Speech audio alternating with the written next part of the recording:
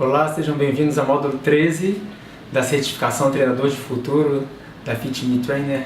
É um prazer estar aqui, prazer estar falando de grupos especiais, especialmente de gestantes e um pouquinho de pós-parto também. Meu nome é Roberto Dias, agradeço o convite e vamos lá. Inicialmente eu queria falar um pouquinho sobre mim, falar um pouquinho sobre a minha formação.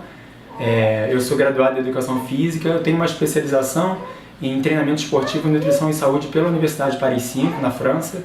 E por que o treinamento com gestantes, né? Por que o treinamento no puerpério, que é o período pós-parto? Essa ideia nasce de um pedido da minha esposa, que quando estava grávida me pediu dicas e orientações para continuar treinando. E eu comecei a pesquisar, descobri muitas coisas sobre gestantes, sobre treinamento, sobre prescrição para esse grupo especial.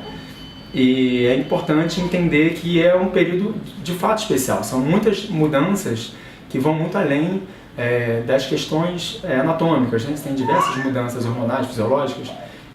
Inclusive estou no quarto da minha filha, então qualquer som atípico que fique entendido que é a minha filha fazendo os seus sons.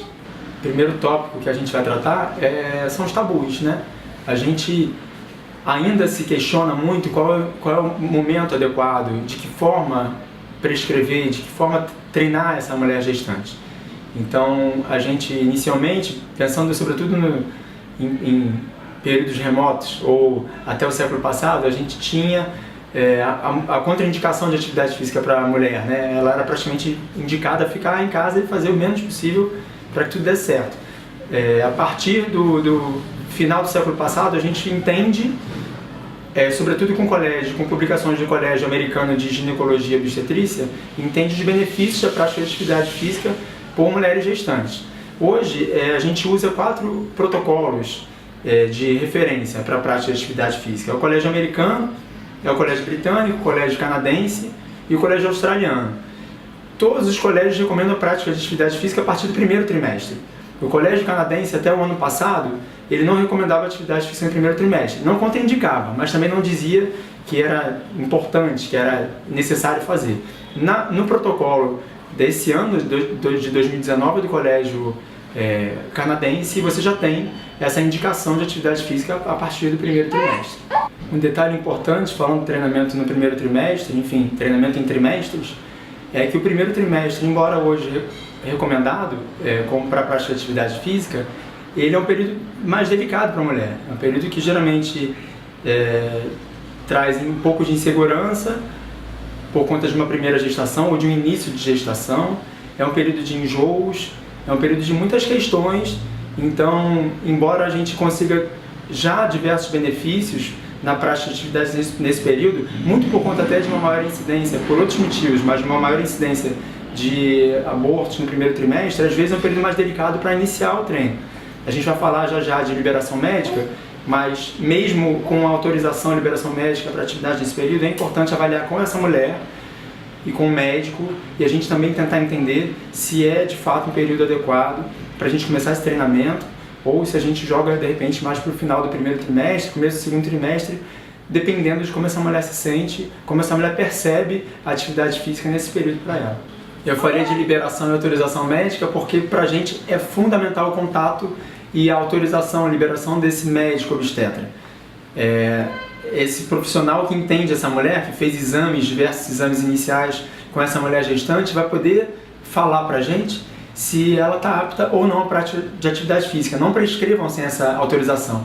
Existem diversas contraindicações ao treinamento, contraindicações relativas, contraindicações absolutas. O contato com esse profissional e a liberação desse profissional, a liberação dessa mulher por esse profissional são fundamentais para que a gente dê prosseguimento ao treinamento com ela. A nossa parte nessa avaliação inicial, ela pode ser feita, por exemplo, a indicação, na verdade, ela ser feita pelo PubMed, através do PubMed-X. O PubMed-X pode ser, fácil de ser achado. Existe versão em português, inclusive, do PubMed no Google. Ele não é nada mais, nada menos do que um guia completo de avaliação da saúde dessa mulher gestante. Então, é claro que é exclusivo para gestante. Ele é desenvolvido pela Sociedade Canadense de Fisiologia do Exercício, foi desenvolvido em 2015. Ele traz ele é super completo, ele avalia o estado geral de saúde dessa mulher, ele avalia a gestação dessa mulher, ele traz uma lista das contraindicações absolutas e relativas, traz inclusive um quadro de zona de treino adequada, de frequência cardíaca. Eu vou falar um pouquinho sobre isso depois. Além das intenções, ele traz dados desse médico, traz observações do médico, ele na verdade deve ser preenchido pela mulher e pelo médico. E é talvez o documento mais seguro que a gente tem para iniciar a atividade física com essa mulher. Eu costumo inclusive sugerir que uma ficha personalizada seja feita, ou que a gente faça até mesmo uso do próprio PubMed-X ao longo da gestação, né? O acompanhamento pré-natal ele é feito ao longo da gestação, e a gente pode aproveitar esse acompanhamento para conseguir também receber essa autorização médica ao longo da gestação, ao longo desses exames, dessas consultas. São muitos exames que são feitos ao longo da gestação, e também outras alterações anatômicas, outras alterações fisiológicas também ocorrem ao longo da gestação, não apenas no começo. Então tem muitas coisas que mudam e que podem determinar inclusive a interrupção do treinamento. Então para a gente é fundamental que a gente continue recebendo essa autorização do médico até o último momento lá, até o momento do parto, tá? Queria começar a falar sobre recomendações agora. Eu vou falar sobretudo de dois protocolos, que é o protocolo do ACOG, que é o Colégio Americano de Obstetrícia e Ginecologia, e do Colégio Canadense. A gente tem 4 colégios de referência, mas esses dois colégios têm estudos mais recentes. O canadense tem um protocolo recente, 2019, o americano, que é uma grande referência também, tem o trabalho publicado, o protocolo publicado em 2015 e reafirmado em 2017. Então a gente consegue utilizá-los bem, são muito parecidos, mas a gente consegue utilizá-los como referência e como um guia para a nossa prescrição à prática de atividade física pela nossa aluna gestante. Ambos os protocolos recomendam uma prática de 150 minutos de atividade semanal. Tá? Recomendo atividades diárias. A gente sabe da dificuldade, até com alunos não gestantes, de seguir com treinos diários. Então, geralmente treinos a 2, 3 vezes por semana, a gente consegue ótimos benefícios. Se essa mulher tiver inclusive disponibilidade para fazer um treino por semana, por que não? Porque a gente já consegue, já é melhor do que não fazer nada, né? Além dessas recomendações, a gente tinha antigamente a recomendação antiga de não ultrapassar 140 batimentos por minuto. Hoje essas recomendações mudam, essas tabelas, inclusive o próprio PubMed-X tem uma tabela de recomendação, esses protocolos também têm, e levam em consideração a idade, levam em consideração a IMC, levam em consideração também grau de aptidão física dessas mulheres. Recomendação de intensidade de atividade, atividades leves, atividades moderadas. De que forma a gente avalia isso? A gente pode avaliar pela zona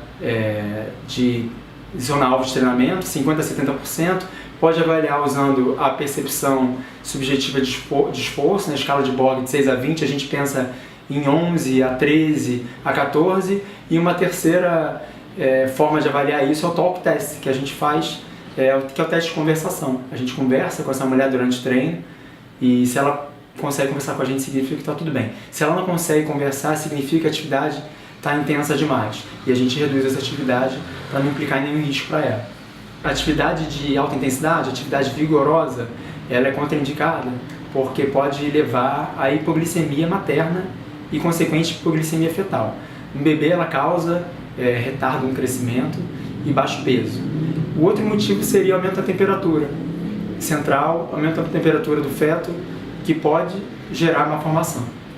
Esse treino ele vai ser geralmente dividido em treinamento de força e treinamento aeróbio. É o nosso conjunto de benefícios, de melhores benefícios para essa mulher, né, para a gestante. O treinamento, a atividade de alongamento, se você se pergunta por que não, a gente contraindica o alongamento no primeiro trimestre de gestação e tem muita atenção, muito cuidado com o alongamento nos 2 outros trimestres, por conta da ação única e exclusiva do hormônio relaxina. A relaxina ela aparece em níveis altíssimos na gestação, e ela, sobretudo no primeiro trimestre, ela causa frouxidão, ela atua sobre as articulações, causando frouxidão ligamentar e causando relaxamento muscular. Então a gente precisa dar atenção na realização de atividades dinâmicas, na realização de atividades de alongamento e realização de exercícios dinâmicos como musculação, na amplitude de movimento para não gerar lesão, ao invés de trazer benefícios para essa mulher, claro. Mesmo seguindo os protocolos de recomendação de atividade leve a moderada, é importante que a gente esteja atento às questões de hidratação e alimentação. Então, uma alimentação pré-treino adequada, uma hidratação adequada durante o treino, pré-treino, e o uso de roupas leves, a escolha dos melhores horários, evitar os horários mais quentes, evitar locais mais quentes, isso é fundamental para que a gente faça esse treino da forma mais segura possível. Com relação à atividade aeróbia, as atividades de impacto, elas são contraindicadas.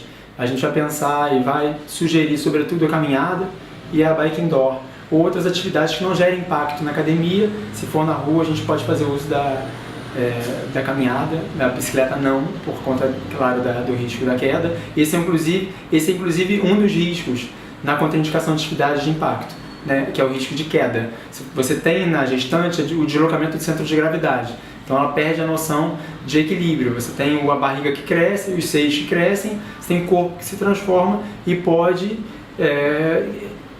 tirar dela essa noção de equilíbrio. Então as atividades de impacto, como a própria corrida, podem levar, o primeiro motivo seria o risco de queda e trauma fetal. O segundo motivo na contraindicação de atividade de impacto é a sobrecarga do assoalho pélvico. Você tem a musculatura do assoalho pélvico que já é muito sobrecarregada por conta do aumento do peso do útero, aumento do peso do feto. E a gente pode sobrecarregar com atividade de impacto essa musculatura. E aí você tem como resultado disso a incontinência urinária, o próprio estresse da musculatura, que não são adequados e não é o que a gente espera com a prática de atividade física nesse período. É claro que no treino de força, por exemplo, a gente procura trabalhar o corpo como um todo, mas na mulher gestante a gente vai priorizar o treinamento da musculatura do assoalho pélvico, da musculatura paravertebral, da musculatura dorsal dos membros inferiores. A musculatura do assoalho pélvico, ela, além de permitir um trabalho de parto, um melhor trabalho de parto, e possivelmente trabalho de parto mais curto, ela previne a incontinência urinária na gestante e previne a incontinência urinária no pós-parto. O fortalecimento da musculatura paravertebral previne as lombalgias, as dores lombares que são tão comuns na gestante. Fortalecimento da musculatura dorsal compensa e mantém uma postura adequada. Você tem, né, o deslocamento dos ombros à frente, você tem deslocamento do corpo à frente, por conta do aumento do peso dos seios e aumento da barriga. E o trabalho dessa musculatura dorsal leva a uma melhor postura e a uma redução nos incômodos. O fortalecimento da musculatura dos membros inferiores reduz os inchaços, melhora o fluxo sanguíneo e reduz os inchaços, as dores e câimbras, que são muito comuns também na mulher gestante. Os exercícios tradicionais abdominais, né, a flexão de tronco ou qualquer outra atividade que leve à flexão de tronco são contraindicados na gestação porque podem levar a um estresse fetal. Outro cuidado que a gente precisa ter é no decúbito dorsal. Qualquer atividade no decúbito dorsal por mais de 3 minutos pode levar à compressão da veia cava inferior e diminuir o fluxo sanguíneo e consequente aporte de oxigênio para o feto. Eu já falei de alguns benefícios, falei da prevenção de lombalgias, falei da prevenção da incontinência urinária, mas a gente tem diversos outros benefícios na prática da atividade física pela gestante. Eu destacaria um maior controle de peso, de ganho de peso dessa mulher gestante, sem alterar, sem interferir no ganho de peso fetal. A gente tem uma redução no risco do desenvolvimento da diabetes gestacional, da hipertensão e consequente da pré-eclâmpsia também. A gente tem uma melhora no quadro de autoestima, uma melhora no bem-estar, uma promoção do bem-estar psicológico dessa mãe, uma melhor recuperação pós-parto, uma redução do risco de desenvolvimento da depressão pós-parto, uma facilitação do trabalho de parto. São diversos benefícios. Quando a gente fala de prática na gestação, a gente está falando de diversos benefícios, inclusive comprovados, né? que são citados em artigos, nos artigos mais recentes e nos protocolos de referência que a gente tem. A verificação da pressão arterial da sua aluna durante o treino, pré-treino, durante o treino, essa verificação é super importante, tá? Os valores de pressão vão cair um pouquinho na gestação, assim como a frequência cardíaca vai subir ao longo da gestação. A mulher provavelmente vai atingir níveis de 9 por 6, 10 por 6 de pressão arterial, e a frequência vai subir de 15 a 20 batimentos por minuto. Níveis acima, valores acima de 14 por 9 são preocupantes, tá? Podem ser indicadores inclusive de pré-eclâmpsia, então a gente precisa procurar o médico para entender, a gente interrompe a atividade e procura o médico para entender o que está acontecendo. A gente pode inclusive fazer também uso do glicosímetro, né? Além do controle da pressão, do controle da frequência cardíaca, o glicosímetro em situações de mal-estar causado por uma má alimentação, a gente consegue descartar problemas maiores. Então, atentos a todas essas questões, a gente consegue realizar um treino mais seguro para essa mulher, para essa aluna. Uma atenção especial com os sinais de interrupção da atividade física na sua aluna gestante. São eles: sangramento vaginal, perda de líquido, tontura, falta de ar, dor de cabeça, dor no peito ou dor e inchaço da panturrilha. Nesses casos, interrupção imediata e o contato com o médico imediato também. Enfim, deu tudo certo no seu treino com a sua aluna gestante durante toda a gestação. Esse bebê nasceu lindo, maravilhoso, e ela está apta a voltar a treinar com você, né? No período do puerpério. Quais são os cuidados que a gente deve tomar? É importante entender, primeiro, que esse período, essa liberação médica para a volta dos treinos, ela vai acontecer depois de pelo menos 30 dias, 30, 45 dias, dependendo de cada mulher. Mas a gente precisa ainda da autorização da liberação médica para essa volta do treinamento. É importante entender algumas questões, como uma condição do corpo ainda muito diferente do quadro pré-gestacional. Ela não é mais a mulher pré-gestação, não é mais a mulher gestante, mas ela se encontra numa outra condição, numa outra categoria. Ela vai apresentar, a maioria das mulheres apresenta o quadro de diástase abdominal, que é a separação, né, do reto abdominal por conta do aumento do ventre. Essa diástase ela pode ser recuperada com fortalecimento do transverso, dos oblíquos, e a flexão de tronco, o exercício de flexão de tronco continua sendo contraindicado, mas essa diástase pode ser recuperada com atividade física. Em situações mais graves, o quadro é cirúrgico e só cirurgia para corrigir. O assoalho pélvico continua necessitando de cuidado especial. Sofreu muita sobrecarga, sofreu muito estresse durante a gestação. A gente precisa fortalecê-lo para continuar prevenindo a incontinência urinária, que também já era risco lá na gestação. Então a gente precisa dessa atenção. Uma terceira atenção especial é com a postura. O bebê nasceu, ela não tem mais o peso da barriga, mas continua tendo peso dos seios e uma postura constante do movimento do bebê nas mãos para amamentar.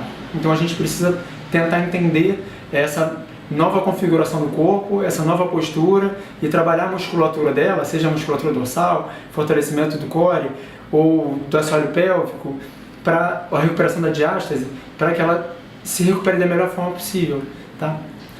É isso, gente. Levando em consideração essas informações, essas observações, tendo bom senso, sendo atencioso, atento às questões do médico, em contato com esse médico, com esse obstetra, com essa obstetra, a gente tem tudo para que essa mulher tenha uma experiência maravilhosa na gestação e no pós-parto.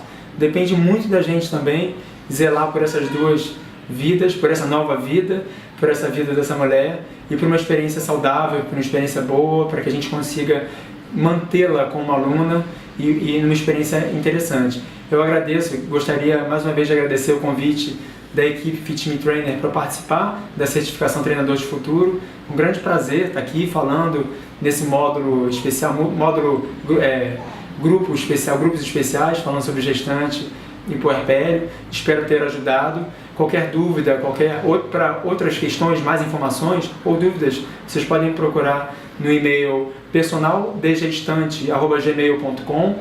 Tem o meu site personaldegestante.com. Lá eu coloco tem um pouquinho sobre a minha formação, um pouquinho sobre mim, outras informações, benefícios, contraindicações, algumas coisas que eu penso sobre a atividade, algumas informações. E meu telefone também, que é o 21 Rio de Janeiro, 99761-3508. Eu estou disponível para tirar dúvidas e para trocar também, porque é sempre uma troca, um grande prazer participar. Muito obrigado e até a próxima.